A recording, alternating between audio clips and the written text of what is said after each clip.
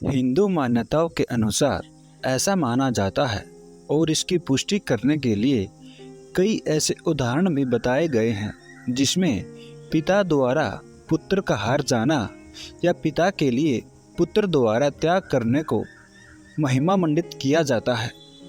पिता से हारने या पिता के लिए त्याग करने वाले पुत्र की प्रशंसा होती है और पुत्र को एक आज्ञाकारी सुपुत्र कहा जाता है।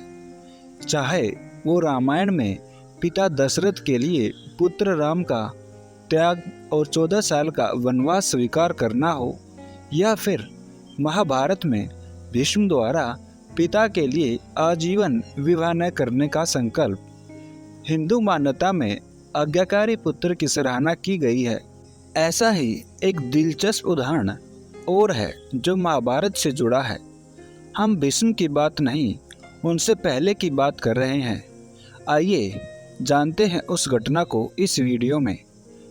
इस वीडियो में आगे जाने से पहले कृपया करके इस वीडियो को लाइक और हमारे इस चैनल को सब्सक्राइब करना ना भूलें। इस पौराणिक कहानी का जिक्र हमें श्रीमद् भागवत कथा में मिलता है।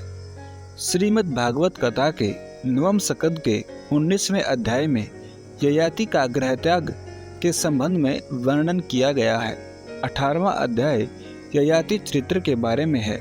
यहाँ ययाति का पिता के लिए त्याग और पिता द्वारा उसे वरदान देने का वर्णन है, जिस परंपरा को गंगा पुत्र भीष्म ने भी अनुसरण किया था। जब देवराज इंद्र ने वृत्रासुर नामक राक्षस का वध किया तो उनके ऊपर ब्रह्म हत्या का पाप लग गया।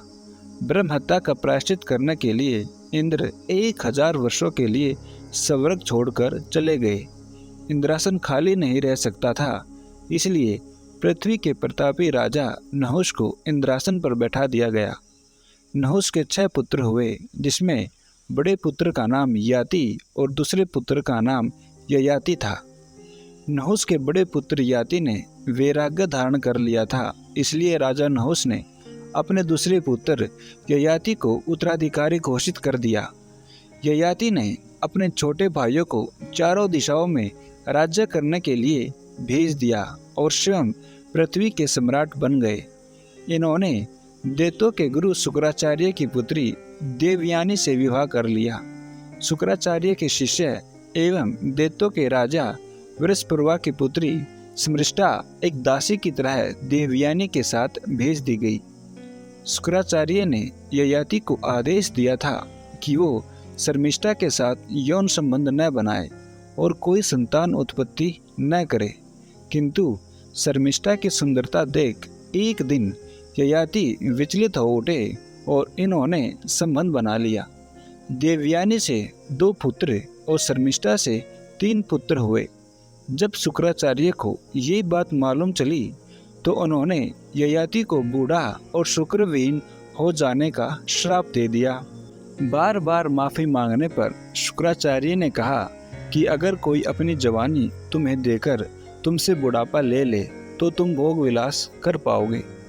ययाति अभी और भोग विलास करना चाहते थे, पर श्राप के कारण बूढ़े हो चुके थे। इसलिए इन्होंने अपने 5 पुत्रों को बुलाया और पूछा कि क्या कोई उन्हें अपना यौवन दे सकता है। सब ने मना कर दिया। ययाति दुखी हो गए।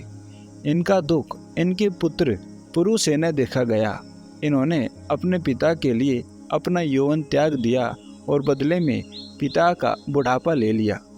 पुरु के इस त्याग के बाद ययाति कई 100 साल तक भोग विलास का आनंद उठाते रहे। एक दिन अचानक उन्हें अनुभव हुआ कि उन्होंने अपने पुत्र के साथ अन्याय कर दिया है।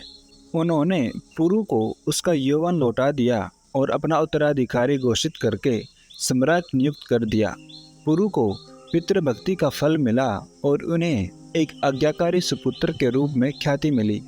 इन्हीं पुरु से हस्तिनापुर के कौरवों और पांडवों का आगे चलकर जन्म हुआ।